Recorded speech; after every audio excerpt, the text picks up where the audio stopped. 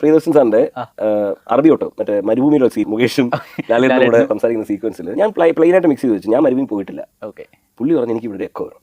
ഞാൻ പറഞ്ഞു അവിടെ എക്കോ വരുമോ? എൻ്റെ ഡൗട്ട് ചോദിച്ചു. ഇല്ല എനിക്ക് ആ ഫീൽ കറക്റ്റാണ്. ഇത്രയും വൈഡ് ആംഗിൾ വെച്ചിട്ട് ഒരു ചെറിയ സ്ലാബാക്ക് കിട്ടിയാൽ എനിക്ക് ഇഷ്ടപ്പെടുള്ളൂ. നീ എനിക്ക് എക്കോ എടുക്കും. ഞാൻ പറഞ്ഞു ഓക്കെ, ഞാൻ ഒരു ചെറിയൊരു സ്ലാബാക്ക് ഇട്ട് കൊടുത്തു. എനിക്ക് അടുത്ത ദിവസം അന്ന് ഫേസ്ബുക്ക് മാത്രമേ ഉള്ളൂ. ഇപ്പോൾ ഈ ഫേസ്ബുക്ക് എനിക്ക് ഒരാൾ പേഴ്സണൽ മെസ്സേജ് അയച്ചിരിക്കുന്നത്, നിങ്ങൾ മരുഭൂമി എന്തോന്ന് എക്കോ ഇട്ട് കളിക്കുന്നത്, നിങ്ങൾ ആരാ മരുഭൂമിയിൽ എക്കോ ഇട്ട്? ഞാൻ ഈശ്വർ ഇതൊക്കെ ആൾക്കാർ ചെക്ക് ഇങ്ങനെയൊക്കെ. ഞാൻ മരുഭൂമിയിൽ പോയി ഞാൻ ജീവിക്കുന്ന ആളാണ്. ആളെ കളിയാക്കാൻ എവിടുന്ന് മരുഭൂമിയിൽ എക്കോ വരും? അപ്പൊ ഞാൻ പ്രിയമോട് പറഞ്ഞു, അതൊക്കെ പറയും. ഇത് നമ്മളൊരു പടത്തിന്റെ സിനിമാറ്റിക് ഫീലാണ്. ഒരു ഓഡിയൻസിന് ഒരു ഫീൽ കൊടുക്കാനായിട്ട് ആ സീനിൽ എനിക്ക് അതങ്ങനെ വേണമെന്ന് തോന്നി, അത് നമ്മൾ ചെയ്തു. അങ്ങനെ വരട്ടെ. ഞാനിത് പലപ്പോഴായിട്ട് ശ്രദ്ധിച്ചിട്ടുണ്ട്. എൻ്റെ അറിവിൽ ഒരു പ്രിയദർശൻ്റെ ഒരുവിധം എല്ലാ സിനിമയിലും ഈ എക്കോൻ്റെ പരിപാടിയുണ്ട്. എനിക്ക് ഓർമ്മയില്ല, വെട്ടത്തിൽ ഭയങ്കര എക്കോൻ്റെ കളിയുണ്ട്.